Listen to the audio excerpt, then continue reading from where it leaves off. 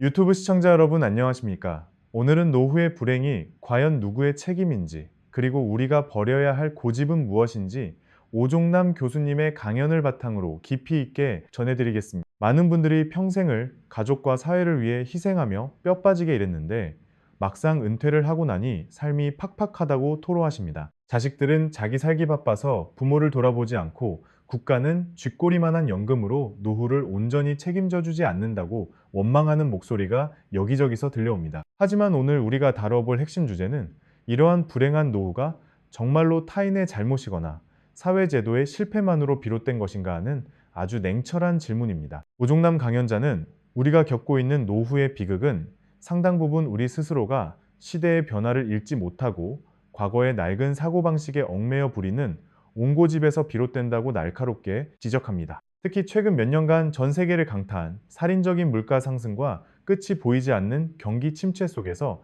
기존의 은퇴 공식은 이미 철저하게 붕괴되었습니다. 과거 고도성장기에는 그저 열심히 일해서 집 한 채 마련하고 자식들 교육에 모든 것을 쏟아부으면 그것이 곧 든든한 노후 보장이 되던 시절이 분명히 있었습니다. 자식이 훌륭하게 자라나면 부모의 은혜에 보답하며 늙고 병든 부모를 부양하는 것이 너무나 당연하고 아름다운 사회적 미덕이자 유일한 노후 보험이었기 때문입니다. 그러나 21세기의 현실은 우리가 알던 과거와는 너무나도 다르고 잔인하게 변해버렸다는 사실을 인정해야만 합니다. 지금의 청년 세대는 하늘 높은 줄 모르고 치솟는 집값과 치열한 취업 경쟁 속에서 그저 자기 자신의 가정을 꾸리고 생존하는 것조차 벅찬 하루하루를 보내고 있습니다. 이런 척박한 현실 속에서 나이 든 부모가 자식에게 나의 노후를 책임지라고 요구하는 것은 자식의 등골을 빼먹는 것과 다름없는 무리한 욕심이 되어버렸습니다. 강연자는 우리가 가장 먼저 버려야 할 첫 번째 고집이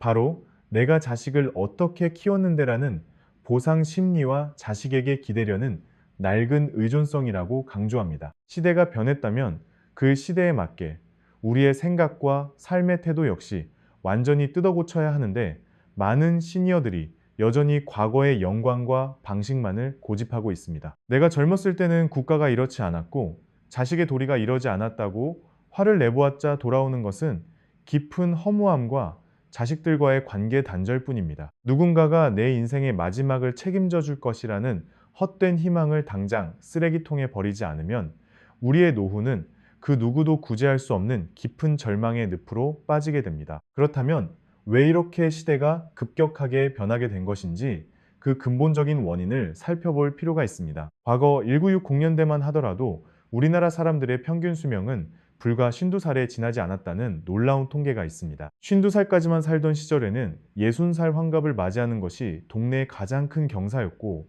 남은 여생이라고 해봐야 불과 몇 년 되지 않는 아주 짧은 시간이었습니다. 환갑 잔치에서 동네 사람들과 음식을 나누어 먹으며 즐겁게 하루를 보내고 나면 조용히 삶을 마무리할 준비를 하는 것이 일반적인 인생의 궤적이었습니다. 하지만 현대의학의 눈부신 발전과 영양 상태의 획기적인 개선 덕분에 불과 반세기 만에 우리는 평균 수명 80살을 훌쩍 넘어 100세 시대를 바라보게 되었습니다. 이제는 은퇴를 하고 나서도 자그마치 30년이라는 어마어마한 시간이 우리 앞에 덩그러니 남겨지게 된 것입니다. 경제적인 수입이 끊긴 상태로 30년을 온전히 버텨내야 한다는 것은 인류가 단 한 번도 경험해보지 못한 거대한 축복이자 동시에 무서운 재앙이 될 수 있습니다. 아무런 철저한 준비도 없이 막연하게 국가나 자식이 도와주겠지라는 안일한 생각으로 이 긴 세월을 맞이한다면 그것은 살아있는 지옥과 다름없을 것입니다. 오종남 교수님은 우리 세대가 부모를 부양하는 마지막 세대이자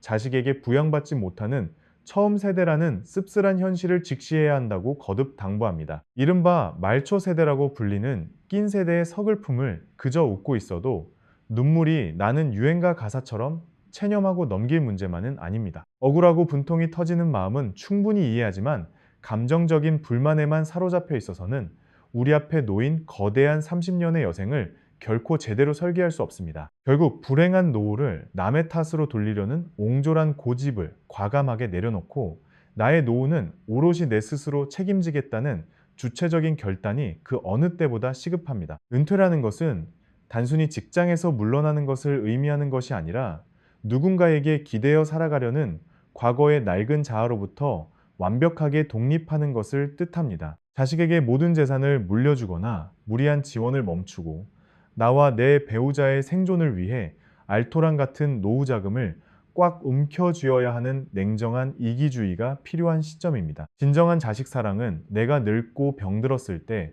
자식에게 경제적인 짐을 지우지 않는 것이라는 아주 새롭고 현실적인 철학을 뼛속 깊이 새겨야 합니다. 오늘 소개해드리는 이 강연은 단순히 돈을 어떻게 모아야 하는지에 대한 얄팍한 재테크 기술을 가르쳐주는 흔한 영상이 절대 아닙니다. 우리가 세상을 바라보는 관점을 완전히 뒤집고 남은 여생을 어떤 마음가짐으로 살아가야 하는지 인생의 본질적인 방향성을 제시하는 깊이 있는 철학 강의입니다. 나이가 들수록 내 뜻대로 되지 않는 세상에 대해 분노하기보다는 내가 통제할 수 있는 나의 마음과 일상을 정돈하는 법을 배워야 합니다. 이어지는 다음 편에서는 우리가 구체적으로 어떤 경제적인 착각과 허세에서 벗어나야 하는지, 그리고 실질적인 노후 자산의 의미는 무엇인지 더욱 상세하게 파헤쳐 보도록 하겠습니다. 21세기의 혹독한 노후를 대비하기 위해 우리가 버려야 할 두 번째 치명적인 고집은 바로 언론이 만들어낸 노후 자금의 환상에 집착하는 것입니다. 신문이나 텔레비전을 보면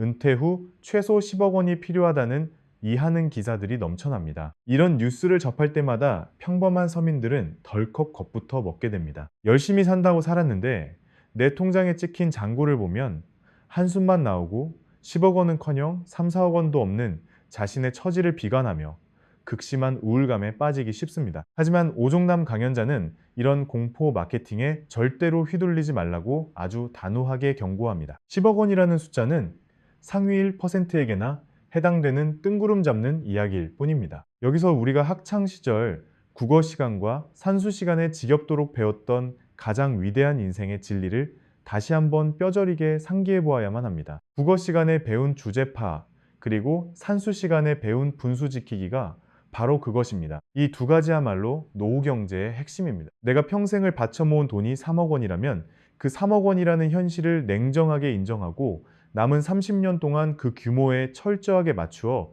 내 소비 수준과 생활 방식을 완전히 뜯어고쳐야 합니다. 부족한 7억 원을 단번에 메워보겠다고 예순이 넘은 나이에 섣부르게 새로운 사업을 도모해서는 절대 안 됩니다. 퇴직금의 대출까지 끌어모아 무리하게 창업 전선에 뛰어드는 것은 섣을지고 불 속으로 뛰어드는 짓입니다. 실패할 확률이 압도적으로 높고 결국 남은 재산마저 모두 허공에 날리게 됩니다. 노후 자산 관리는 돈을 더 많이 벌기 위한 공격적인 투자가 아니라 내가 가진 알토란 같은 자산을 끝까지 지켜내고 씀씀이를 줄이는 철저한 방어전이 되어야만 합니다. 우리가 버려야 할 세 번째 고집은 바로 자녀의 성공을 위해 부부의 현재를 무참히 희생하는 어리석음입니다. 오종남 교수님은 워싱턴 근무 시절 직접 목격했던 수많은 한국산 기러기 가족들의 씁쓸한 비극을 이야기합니다. 오직 아이의 조기 유학을 위해 멀쩡한 가정을 둘로 쪼갭니다. 아빠는 한국의 비좁은 원룸에서 라면으로 끼니를 때우며 외롭게 돈을 벌어 송금하고,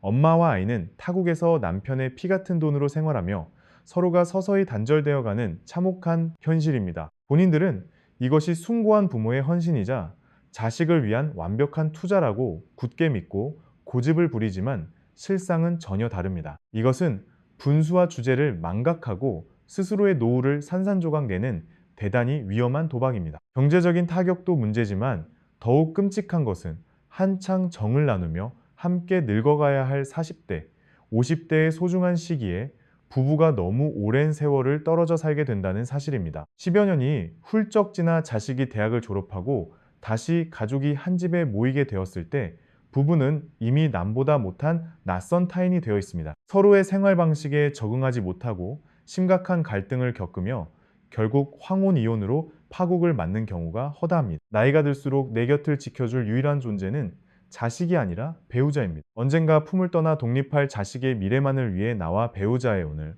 그리고 우리의 노후라는 소중한 자산을 몽땅 담보로 잡히는 맹목적인 자식 사랑의 고집을 당장 멈추어야 합니다. 부모의 삶이 먼저 건강하고 굳건하게 서 있어야 자식도 부모에 대한 무거운 죄책감 없이 자유롭게 자신의 인생을 살아갈 수 있습니다. 은퇴를 앞둔 우리는 자식에게 향하던 집착 어린 시선을 이제 곁에 있는 배우자에게로 거두어 드려야만 합니다. 특히 평생을 일벌레처럼 직장 생활에만 파묻혀 살아온 남성들의 경우 은퇴 후 가정으로 돌아왔을 때 가장 든든한 아군이 되어줄 아내와의 소통 방식을 미리부터 연습하고 준비해야 합니다.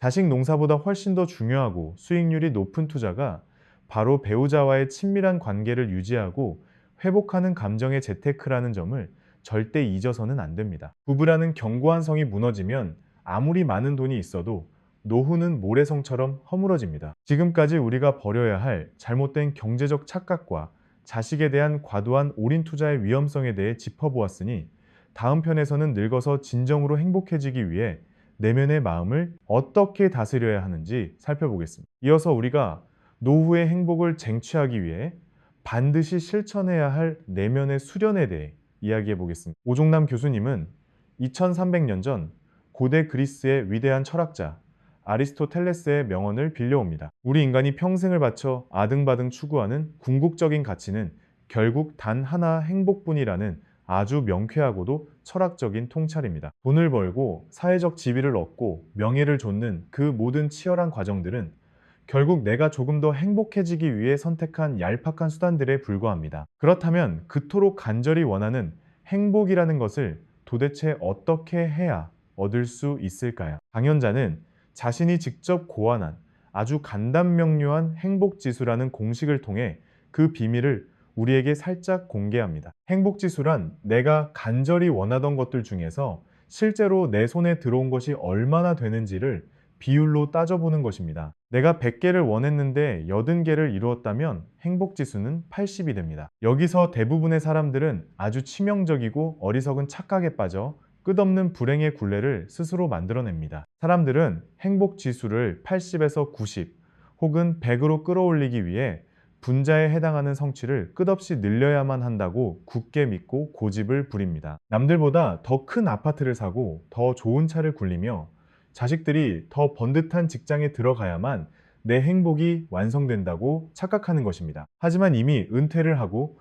노후에 접어든 마당에 쇠약해진 몸으로 물질적인 성취를 무한정 늘리는 것은 사실상 불가능에 가깝습니다. 행복지수를 높이는 가장 빠르고 지혜로우며 확실한 방법은 성취를 늘리는 것이 아니라 바로 분모에 해당하는 나의 헛된 기대치와 욕망을 획기적으로 줄이는 것입니다. 100개를 바라던 마음을 80개, 70개로 낮추어 버리면 나는 이미 가진 것만으로도 충분히 100% 완벽하게 행복한 사람이 될 수 있습니다. 젊은 시절 남편이나 아내에게 가졌던 비현실적인 기대감 혹은 자식을 내 마음대로 통제하려던 무서운 소유욕을 이제는 훌훌 털어버려야 할 때입니다. 내가 바라는 것보다 이미 내 손에 쥐어진 것들이 훨씬 더 많다는 사실을 깨닫고 진심으로 감사할 줄 아는 겸손한 마음가짐이 절대적으로 필요합니다. 100을 기대했는데 120을 얻게 되었다면 그 초과분 20을 하늘이 내게 주신 소중한 덤이라고 생각하며 감사하는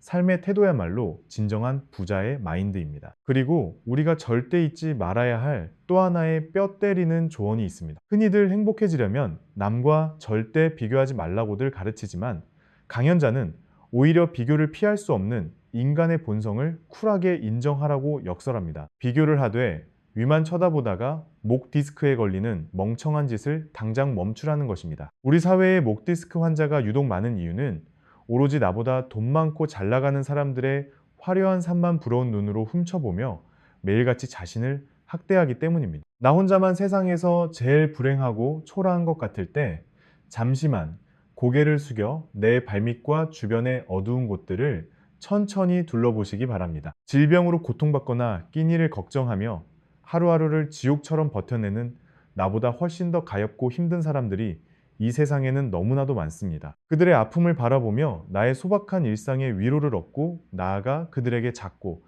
따뜻한 배려의 손길을 조용히 내미는 것. 이것이 바로 메마른 21세기의 고령화 사회를 가장 우아하고 아름답게 살아가는 진짜 어른들의 지혜입니다. 배려라는 것은 식당에서 일하시는 분들에게 반찬 하나를 부탁할 때도 고운 말로 감사를 표하는 아주 사소하고 따뜻한 마음 씀씀이에서부터 시작됩니다. 남의 탓, 사회 탓, 자식 탓만 하던 뾰족한 고집을 둥글게 깎아내고 내 주변을 향해 넉넉한 미소를 지어 보일 때 우리의 기나긴 노후는 비로소 눈부신 황금빛으로 물들게 될 것입니다. 여러분의 남은 30년이 불안과 원망이 아닌 깊은 감사와 평화로 가득 찬 아름다운 여정이 되기를 진심으로 응원합니다. 이상으로 오종남 교수님의 21세기 인생설계 강연 리뷰를 모두 마치겠습니다. 오늘 영상이 여러분의 지혜로운 노후 준비에 조금이나마 도움이 되셨다면 깊은 위로와 함께 다음 시간에도 더 유익한 콘텐츠로 찾아뵙겠습니다. 강연의 깊이를 더하기 위해 우리는 최근 통계청과 경제 전문가들이 발표한 최신 고령화 실태 보고서를 함께 분석해 볼 필요가 있습니다. 과거 세대에게 환갑과 칠수는 온 동네 사람들의 축복 속에서 치러지던 거대한 문화적 축제였습니다. 하지만 오늘날 이러한 전통적인 잔치 문화는 사실상 완전히 실종되었습니다. 이러한 축제의 실종은 단순히 사람들이 모이기 싫어해서가 아니라 인구 구조의 격변과 극심한 경제적 생존 위기가 맞물려 발생한 현상입니다. 2016년 현재 대한민국은 전 세계에서 가장 빠른 속도로 초고령 사회에 이미 진입한 상태입니다. 전체 인구 5명 중 1명이 65살 이상의 어르신이라는 뜻입니다. 게다가 합계 출산율은 0.7명대라는 역사상 전례 없는 바닥을 치고 있어 노인들을 부양할 젊은 세대의 인구는 문자 그대로 증발하고 있습니다. 과거에는 자식들이 십시일반 돈을 모아 부모의 환갑을 챙겼지만 이제는 그럴 수 있는 경제적 여유가 없습니다. 지속되는 인플레이션과 고금리 충격으로 인해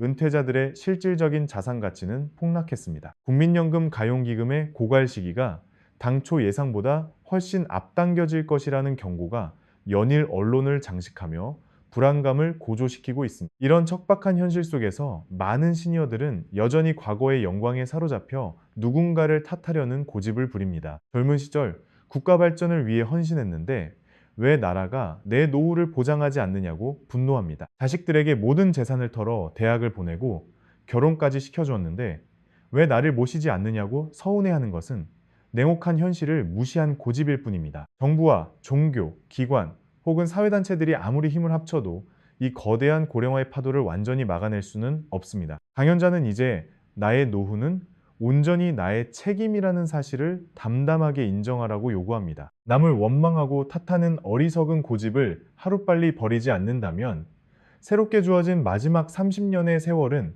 그야말로 끔찍한 형벌이 될 것입니다. 진정한 독립은 경제적 자립뿐만 아니라 타인에게 기대려는 심리적 미련을 완벽하게 끊어내는 것에서 시작됩니다. 국가의 복지나 자식의 효도라는 신기루를 과감하게 지워버려야 진짜 내 삶이 보입니다. 통장의 잔고를 객관적으로 바라보고 현재 나의 자산 규모 내에서 살아가는 법을 터득하는 경제적 주제 파악이 그 어느 때보다 시급한 과제입니다. 이 냉정한 진리를 뼈저리게 깨달아야만 비로소 다가오는 100세 시대의 거대한 위기를 기회로 바꿀 수 있습니다. 남을 향한 원망의 문을 닫고 내 삶을 스스로 통제하기 위한 주체적인 결단이 필요합니다. 이어지는 다음 편에서는 무방비 상태로 은퇴를 맞이한 시니어들이 당장 실천해야 할 구체적인 현금 흐름, 확보 전략에 대해 더욱 깊이 있게 파헤쳐 보겠습니다. 은퇴 이후 가장 뼈저리게 다가오는 현실은 매월 꼬박꼬박 들어오던 월급이 끊긴다는 공포입니다. 안정적인 현금 흐름이 막힌 상태에서 수명이 길어지는 것은 축복이 아니라 하루하루 피가 마르는 생존의 위협으로 다가올 수밖에 없습니다. 이때 많은 시니어들이 치명적인 오류를 범하게 됩니다. 줄어든 소득을 단번에 만회해 보겠다는 조급한 마음에 평생 모은 퇴직금을 털어 유행하는 식당을 차리거나 위험천만한 주식 투자에 뛰어드는 옹고집을 부립니다. 주변에서 아무리 말려도 내 연륜과 경험이라면 충분히 성공할 수 있다고 맹신합니다. 하지만 오종남 강연자는 은퇴 후 새로운 사업을 도모하는 것은 노후 자금을 완벽하게 불태워버리는 가장 빠르고 확실한 지름길이라고 뼈 때리는 경고를 날립니다. 수십 년간 직장 생활만 하던 사람이 야생의 사업판에서 살아남을 확률은 제로에 가깝습니다. 우리가 진짜로 집중해야 할 것은 허황된 대박의 꿈을 쫓는 것이 아니라 지금 내 수중에 있는 자산을 철저하게 지키고 소비를 통제하는 것입니다. 나의 분수를 아는 것이 모든 것의 시작입니다. 노후의 경제적 행복은 얼마를 더 버느냐가 아니라 내가 가진 작은 돈의 규모에 나의 라이프 스타일을 얼마나 유연하게 맞출 수 있느냐에 달려 있습니다. 과거 지위가 높았다는 이유로 쓸데없는 품위 유지비를 고집하는 허세를 당장 버려야 합니다. 대형 평수의 아파트를 고집하며 엄청난 관리비와 세금을 감당하느라 허덕이기보다는 작고 실용적인 집으로 규모를 줄여 실질적인 현금을 확보하는 결단력이 시급합니다. 내려놓으면 비로소 편안해진다는 평범한 진리가 은퇴 재무 설계의 가장 완벽한 정답입니다. 이와 더불어 노후의 삶을 든든하게 지탱해줄 또 하나의 숨겨진 현금 흐름은 바로 부부가 서로의 마음을 이해하고 갈등을 줄여나가는 정서적인 자산입니다. 부부싸움은 결국 거대한 돈 낭비로 이어지기 마련입니다. 은퇴한 남편이 하루 종일 집에 머물면서 아내의 가사노동에 간섭하고 밥상을 요구하는 삼식이가 된다면 부부의 관계는 파탄날 수밖에 없습니다. 황혼 이혼이라는 최악의 경제적 감정적 재난을 막기 위해서는 남편 스스로 집안일에 동참하고 독립적인 취미 생활을 가지려는 눈물겨운 노력이 필요합니다. 아내 역시 평생 밖에서 고생하다 돌아온 남편을 불청객 취급하지 말고 따뜻하게 품어주어야 합니다. 서로가 서로에게 바라는 비현실적인 기대를 과감하게 꺾어버리고 나와 함께 늙어가는 이 사람이 세상에서 가장 귀한 동반자라는 사실을 매일매일 되새겨야 합니다. 이어지는 다음 편에서는 이토록 중요한 부부 관계를 회복하기 위한 구체적인 대화의 기술과 일상의 소소한 행복을 발견하는 방법에 대해 마저 알아보겠습니다. 부부가 하루아침에 대화의 기술을 터득하고 갑자기 친밀한 사이로 발전하는 것은 현실적으로 불가능에 가깝습니다. 오종남 교수님은 아직 직장 생활을 하고 있을 때부터 아내와 소소한 일상을 나누는 연습을 끊임없이 해야 한다고 거듭 강조합니다. 아내가 어제 오늘 누구를 만났고 무엇을 했는지 귀 기울여 듣고 공감해주는 아주 작은 노력들이 모여야 합니다. 이런 사소한 대화의 축적이 훗날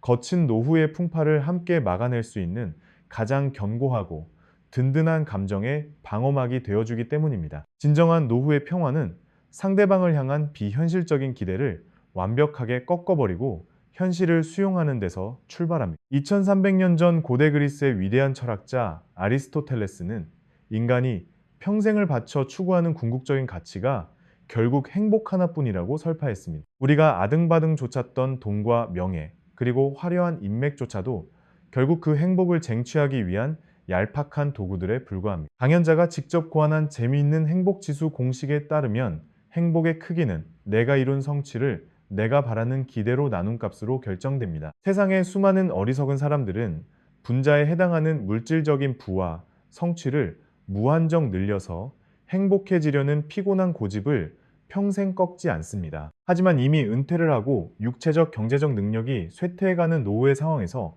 물질적 성취를 억지로 늘린다는 것은 사실상 불가능한 미션입니다. 가장 빠르고 완벽하게 나의 행복 지수를 수직으로 끌어올리는 유일한 비결은 따로 있습니다. 그것은 바로 분모에 자리 잡고 있는 나의 허황된 욕심과 누군가에게 기대하려는 헛된 마음을 아주 가벼운 수준으로 확 줄여버리는 것입니다. 배우자에게 완벽한 모습을 바랐던 환상이나 자식에게서 무언가를 돌려받겠다는 치기 어린 보상 심리를 이제는 머릿속에서 깨끗하게 지워내야 합니다. 내가 원래 100을 원했는데 80밖에 이루지 못했다고 매일 좌절하며 야속한 세상을 원망하는 것은 스스로 지옥불로 걸어 들어가는 짓입니다. 반대로 내가 가진 것이 비록 남들보다 적어 보일지라도 현재의 건강과 소박한 밥 한 끼에 만족할 줄 안다면 그 삶은 이미 100%의 행복을 달성한 것입니다. 내 욕심을 비워낸 그 넉넉하고 고요한 공간에 진심 어린 감사와 평온이 깃들 때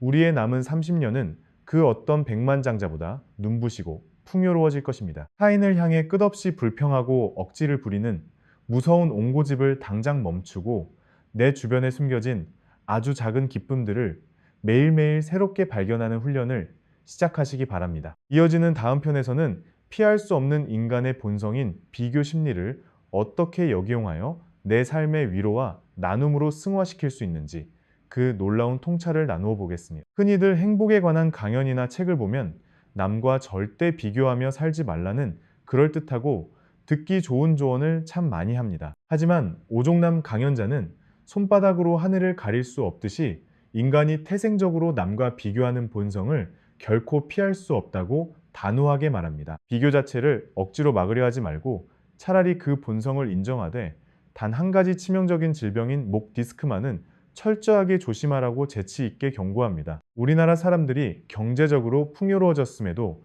유독 불행하다고 느끼는 진짜 이유는 항상 자기보다 돈이 많고 잘 나가는 위쪽만 쳐다보기 때문입니다. 나보다 평수가 넓은 아파트에 사는 사람이나 자식이 더 잘 풀린 친구만 부러운 눈으로 쳐다보며 고개를 빳빳하게 쳐들고 있으니 당연히 목이 부러질 듯 아프고 삶이 괴로울 수밖에 없습니다. 세상에서 나 혼자만 모든 짐을 지고 있는 것처럼 억울하고 비참한 기분이 들 때면 잠시만 멈춰서서 시선을 돌려 내 옆과 아래를 가만히 내려다보시기 바랍니다. 조금만 주위를 둘러보아도 지금의 내 처지보다 훨씬 더 열악하고 가혹한 환경 속에서 피눈물을 흘리며 묵묵히 버티는 사람들이 세상에는 상상 이상으로 많습니다. 오죽하면 아주 오래전 부처님께서도 우리가 아등바등 살아가는 이 험난한 세상을 가리켜 끝없는 고통의 바다, 즉 고해라고 뼈저리게 표현하셨겠습니까? 나보다 더 깊은 고통 속에 있는 사람들의 삶을 직시하는 순간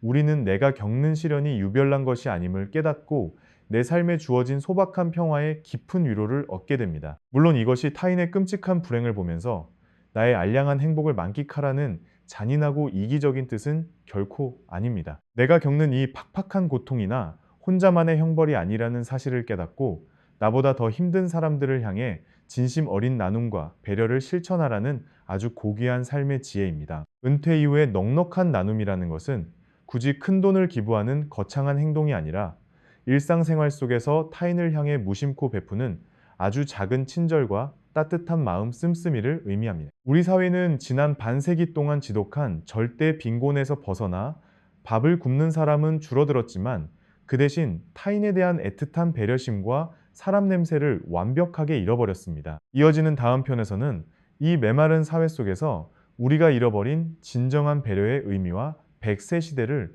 우아하게 완성하는 마지막 삶의 태도에 대해 최종적으로 정리해 보겠습니다. 우리가 식당에 가서 밥을 먹을 때 종업원에게 깍두기 하나 더 가져오라고 퉁명스럽게 반말을 던지는 어르신들을 참 많이 봅니다. 돈을 내고 밥을 먹는 손님이라는 알량한 지위를 무기로 타인의 감정을 함부로 짓밟고 권력을 휘두르려는 아주 부끄러운 고집입니다. 배려라는 단어의 한자를 아주 깊이 들여다보면 짝을 의미하는 글자와 염려한다는 뜻의 글자가 합쳐져 만들어진 참으로 아름다운 말입니다. 즉, 내 앞에 있는 사람의 처지를 진심으로 헤아리고 그 사람의 수고로움을 따뜻하게 걱정해주는 마음이 바로 배려의 진짜 본질입니다. 깍두기를 가져다주는 종업원에게도 눈을 맞추며 고맙다고 정중하게 인사를 건네는 그 작고 다정한 말 한마디가 우리 사회를 따뜻하게 만듭니다. 지난 50년 동안 대한민국은 새끼밥도 제대로 못 먹던 지독한 가난을 딛고 일어나 이제는 살을 빼려고 다이어트를 하는 엄청난 부자 나라가 되었습니다. 하지만 뼈아프게도 그 눈부신 경제 성장의 뒷면에서 우리는 부모 자식 간의 효도나 이웃을 향한 따뜻한 협동심 같은 사람의 향기를 완전히 잃어버리고 말았습니다. 나만 잘 살면 된다는 지독한 이기주의와 남을 짓밟고 올라서야 한다는 뾰족한 경쟁심이 우리의 노후를 더욱 외롭고 쓸쓸하게 만들고 있는지도 모릅니다. 21세기를 살아가는 우리 시니어들이 진정으로 우아하게 늙어가기 위해서는 남을 원망하고 기대하는 이기적인 마음을 과감하게 버려야만 합니다. 내가 바라는 것을 묵묵히 줄이고 지금 나에게 주어진 소박한 하루에 깊이 감사하며 내 곁에 있는 사람들에게 작은 친절을 베푸는 삶을 살아야 합니다. 이것이 바로 그 누구도 대신 책임져 주지 않는 기나긴 100세 시대의 노후를 스스로 구원하고 가장 찬란하게 완성하는 진짜 행복의 공식입니다. 늙어가는 것은 결코 서글픈 쇠퇴가 아니라 세상의 이치를 깨닫고 남을 품어줄 수 있는 넉넉한 마음의 부자로 새롭게 태어나는 숭고한 과정입니다. 여러분 모두가 남의 시선에 얽매이지 않고 나만의 속도로 묵묵히 걸어가며 그 어느 때보다 눈부시고 평화로운 마지막 30년을 맞이하시기를 진심으로 기원합니다. 지금까지 오종남 교수님의 깊은 통찰이 담긴 21세기 인생 설계 강연을 함께 나누어 보았습니다. 끝까지 시청해 주셔서 대단히 감사합니다. 앞서 오종남 교수님의 강연을 통해 내면의 마음가짐을 바꾸었다면 이제는 실생활에서 그것을 어떻게 적용할 것인지 치열하게 고민해 보아야 할 시간입니다. 마음을 비우고 욕심을 내려놓았다고 해서 하루아침에 노후의 팍팍한 삶이 마법처럼 완벽하게 윤택해지는 것은 결코 아니기 때문입니다. 가장 먼저 당장 실천해야 할 것은 자녀의 삶과 나의 삶을 완벽하게 분리하는 진정한 의미의 정서적, 경제적 독립 선언입니다. 장성한 자식의 집에 수시로 찾아가서 냉장고를 열어보며 잔소리를 하거나 무리하게 손주 양육을 전담하며 내 노후의 체력을 갉아먹는 희생을 이제는 단호하게 멈추어야 합니다. 자녀는 이미 독립된 인격체이자 한 가정의 가장이므로 그들의 삶은 그들 스스로 책임지도록 한 발짝 멀리 물러서서 묵묵히 지켜보는 것이 맞습니다. 대신 자식 걱정으로 가득 찼던 그 빈자리에 오롯이나 자신만을 위한 새로운 일과표를 채워넣고 규칙적인 생활을 유지하는 것이 건강한 노후의 첫걸음입니다. 매일 아침 출근할 직장이 영원히 사라졌다고 해서 파자마 차림으로 하루 종일 텔레비전 앞을 지키는 것은 스스로를 빠르게 늙고 병들게 만드는 가장 치명적인 독약과도 같습니다. 아침에 눈을 뜨면 가벼운 동네 산책이나 스트레칭으로 굳은 몸을 깨우고 도서관이나 문화센터를 찾아 나만의 소박한 배움의 시간을 가지시기를 강력하게 권해드립니다. 돈이 많이 드는 거창한 취미가 아니더라도 베란다에서 화초를 정성껏 가꾸거나 스마트폰을 들고 동네 골목길의 풍경을 사진으로 남기는 것만으로도 노후의 일상은 충분히 다채로워질 수 있습니다. 특히 매일 땀 흘려 몸을 움직이고 육체적인 건강을 지키는 것은 훗날 자식이나 늙은 배우자에게 병수발이라는 무거운 짐을 지우지 않기 위한 부모의 가장 숭고한 책임이자 의무입니다. 부족한 노후 자금을 아끼는 것도 물론 중요하지만 내 몸을 돌보고 건강을 유지하는 데 들어가는 최소한의 밥값과 운동 비용만큼은 결코 아까워해서는 안 됩니다. 이어지는 대망의 마지막 10번째 편에서는 노후의 고립을 막고 지역사회와 따뜻하게 소통하며 평화롭게 100세 시대를 완성하는 관계의 기술에 대해 최종적으로 총정리해 보겠습니다. 앞서 말씀드린 육체적 건강과 더불어 노후의 삶을 지탱하는 가장 강력한 안전망은 바로 내 주변 이웃들과 끊임없이 교류하는 따뜻한 사회적 관계망입니다. 은퇴를 하고 나면 매일 아침 인사를 나누던 직장 동료들이 한순간에 사라지고 하루 종일 대화할 사람조차 없는 철저한 고립감에 빠지기 십상입니다. 이런 무서운 고립과 우울증을 막기 위해서는 젊은 시절에 화려했던 직함이나 알량한 자존심을 모두 내려놓고 지역 사회라는 새로운 무대 속으로 용기 있게 걸어 들어가야만 합니다. 동네 복지관이나 취미 동호회에 나가서 나와 비슷한 처지에 있는 동년배 친구들을 새롭게 사귀고 마음을 터놓고 소통하는 훈련이 반드시 필요합니다. 내가 과거의 사장님이었네, 부장님이었네 하는 쓸데없는 허세와 과거의 영광을 들이밀면 주변 사람들은 눈살을 찌푸리고 결국 당신 곁을 떠나게 될 것입니다. 그저 평범한 동네 이웃으로서 먼저 다가가 다정하게 인사를 건네고 남의 이야기를 묵묵히 들어주는 넉넉한 귀를 가져야만 진정한 노후의 친구를 얻을 수 있습니다. 나아가 내게 아직 남아있는 작은 재능이나 시간적 여유를 활용하여 지역 사회를 위해 봉사하는 삶을 살아간다면 노후의 자존감은 놀랍도록 회복될 것입니다. 꼭 거창한 기부가 아니더라도 동네 도서관에서 책을 정리하거나 골목길을 청소하는 작은 봉사활동만으로도 내가 여전히 세상에 쓸모있는 존재라는 벅찬 감동을 느낄 수 있습니다. 나이가 들어간다는 것은 젊음의 상실이 아니라 오랜 세월 켜켜이 쌓아온 삶의 지혜를 세상에 아낌없이 나누어주는 아름다운 저녁 노을과도 같습니다. 오종남 교수님의 말씀처럼 늙어가는 내 모습을 서글퍼하지 말고 있는 그대로의 나를 사랑하며